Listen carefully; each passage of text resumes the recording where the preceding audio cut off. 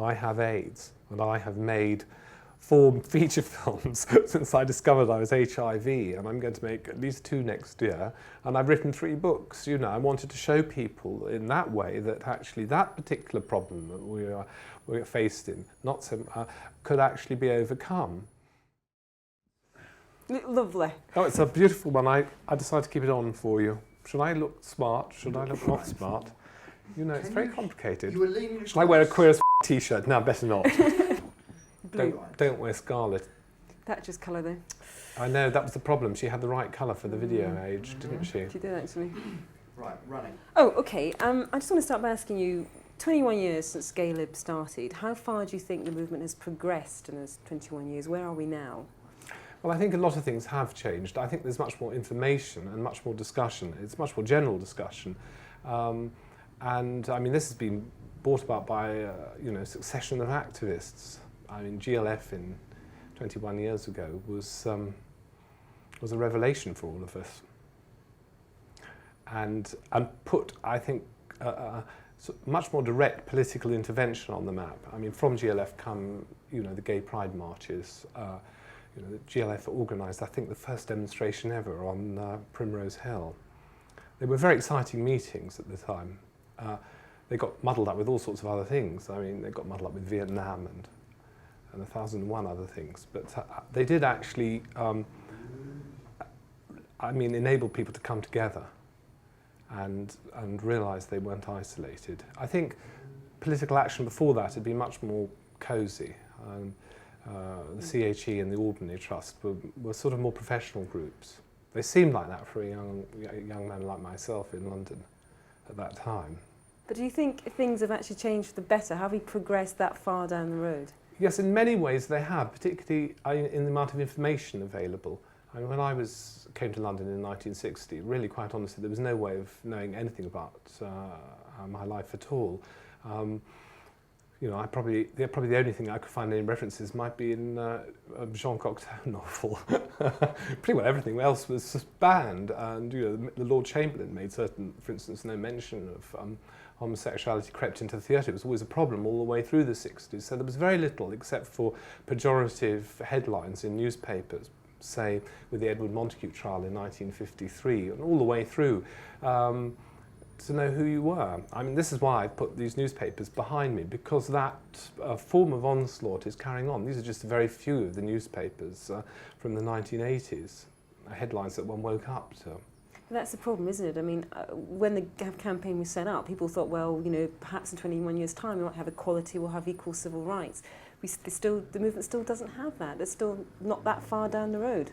Well, yes, in some ways we're not. In other ways, I think we are. I think in our own lives we're further down the road. There's more publishing. You know, the past has been reclaimed. There's certainly more films than there were. You know, we have, however little it might be, the odd night on television. But I realise that even there, people are sort of creeping around it. I mean, the BBC has been very, very frightened about doing anything. It's the centrepiece of its own gay night has been removed, which is the one piece we all wanted to see. It is a problem. I mean, there's a problem, for instance, with Edward even, but at the same time, it is an advance on what was there before. I mean, very definitely. I'm an optimist all the way through this. And it seems to me that the legislators are dragging their feet. They're way, way back. And in the 80s, there seemed to be a deliberate attempt to win a populist vote you know, by creating a very homophobic atmosphere.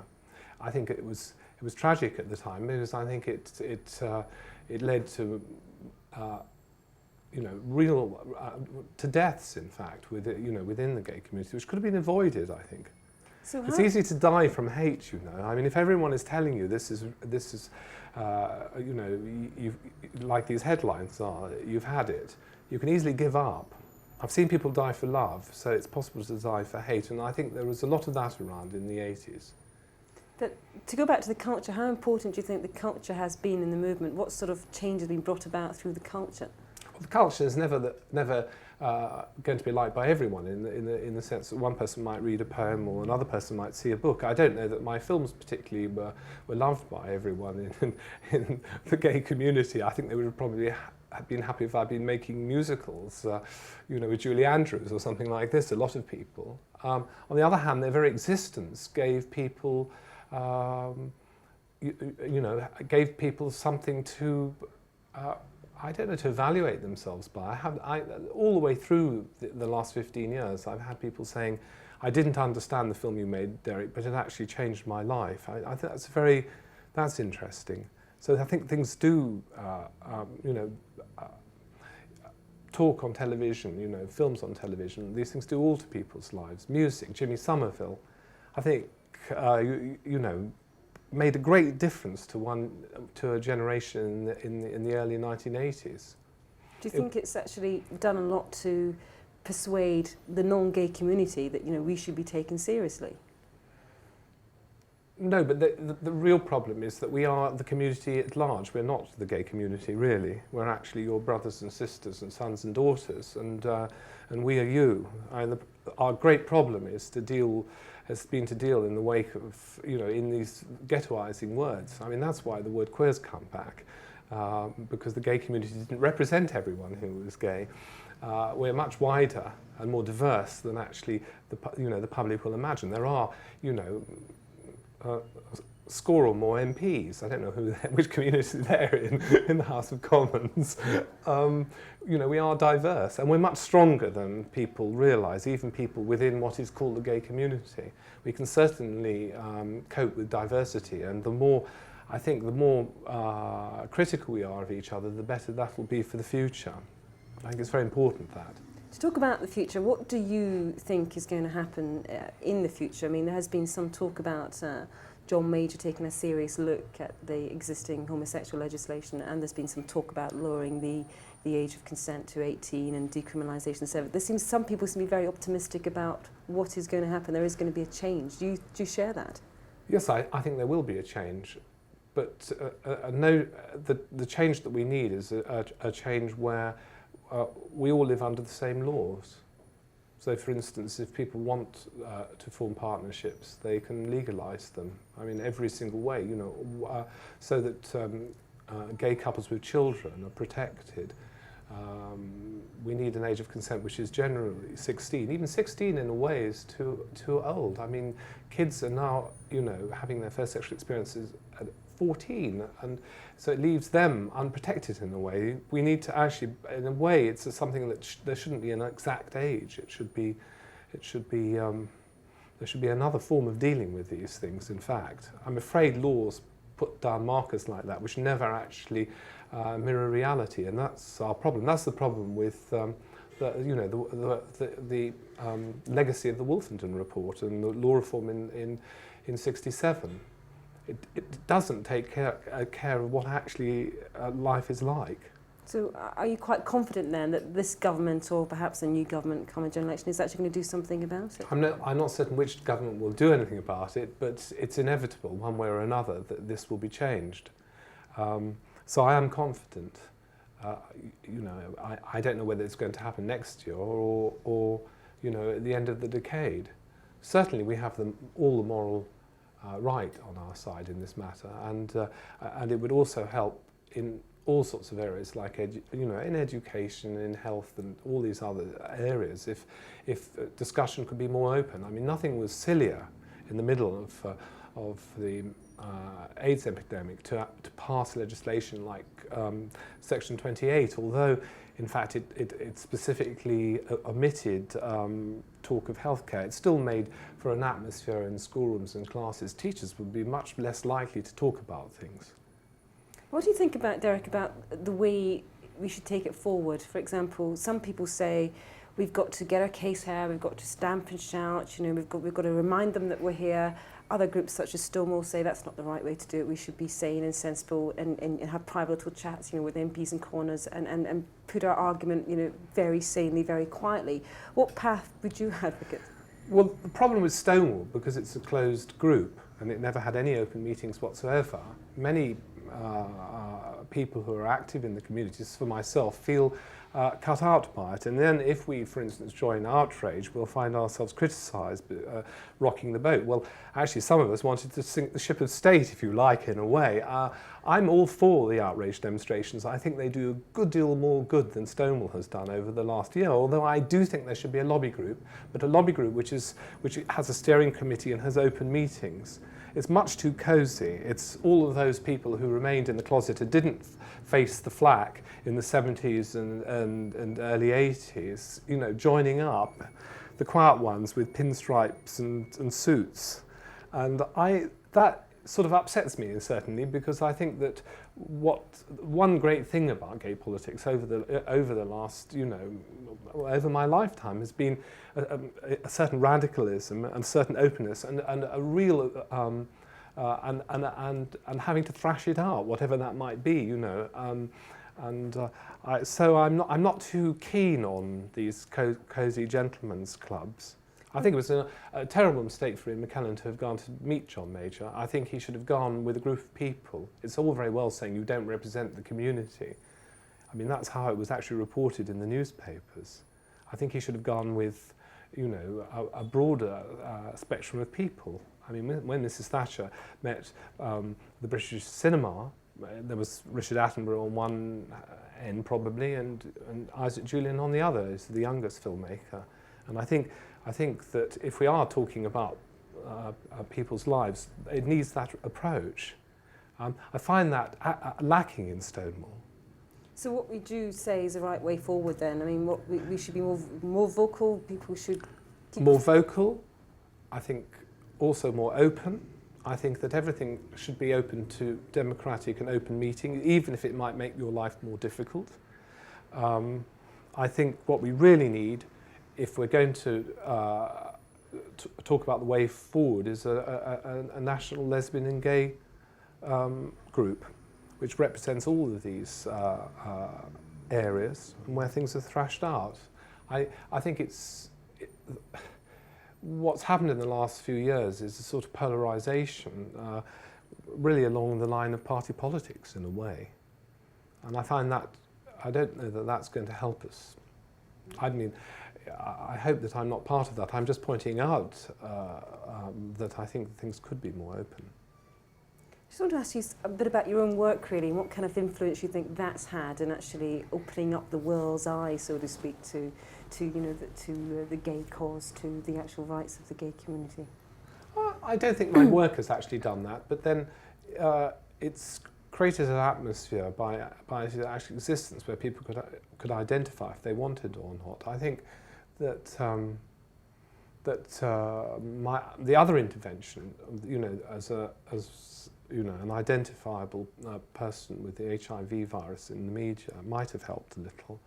It certainly has enabled people to discuss things that would be more difficult. It's still difficult to get people to face the camera, you know. So, for instance, when Liz Taylor went the other day, you know, to the lighthouse, she wasn't really photographed with any of the people in there because they were all too worried still by being exposed in the media. I hope that'll change slowly, and I hope that I made a little change there. So I think that's different to the films.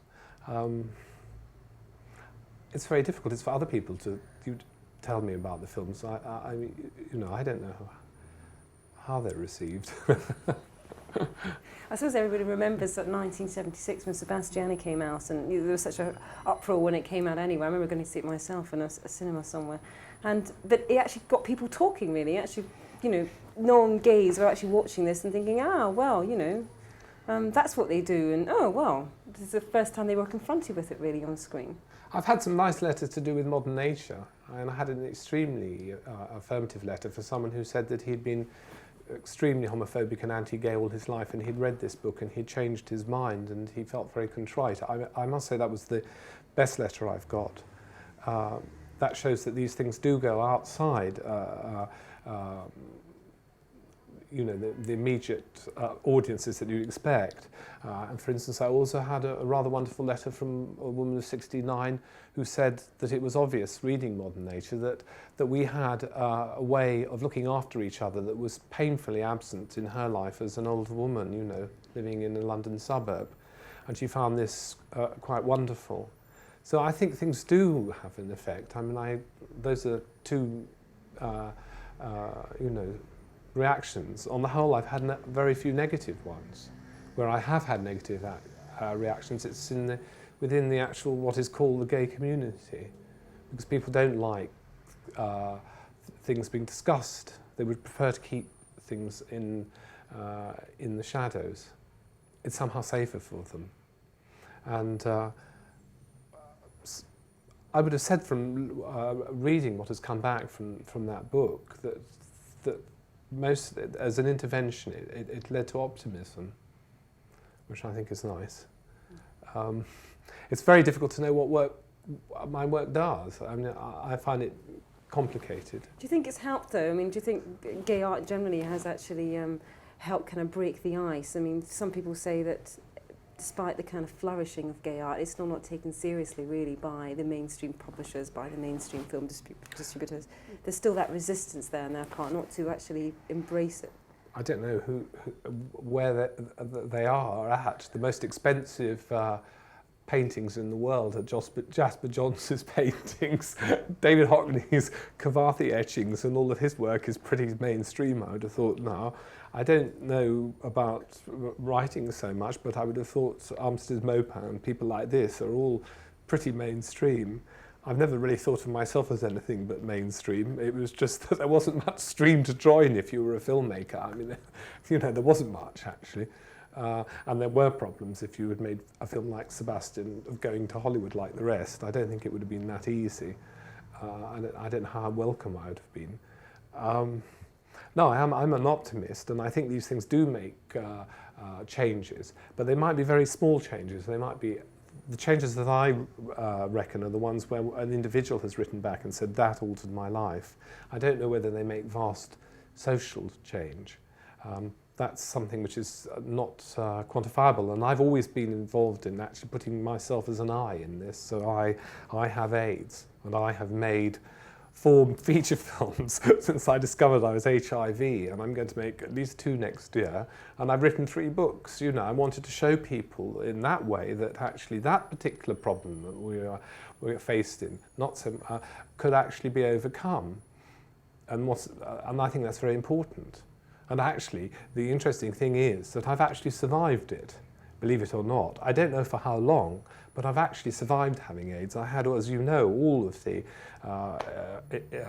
possible opportunistic infections last year, bar about 2, and recovered from them. So, how long do you have to recover to have recovered? Okay, What I'm saying is that I think that one has to be optimistic, and that gives me an optimism, and I hope it gives other people an optimism. Right. Just in a nutshell then, what would you say were the achievements of the last 21 years, and what do you think is the battleground ahead? The issue still to be fought. Well, I suppose you pick them off one by one. I mean, the issue to be thought is an acceptance and the end of, but this needs people's hearts to be changed as well as the legislation, the end of headlines like we have on the wall behind me. It needs the I to be put back into everything. I don't believe people who write them. They should always write I. Everyone is an I in the AIDS epidemic. There's no thems at all. And it's the same in all of our lives generally. It is always us, not them. It's me. It's a shift in how we actually look at things. That's what we really need. Right, great. Thank you very much. Fantastic.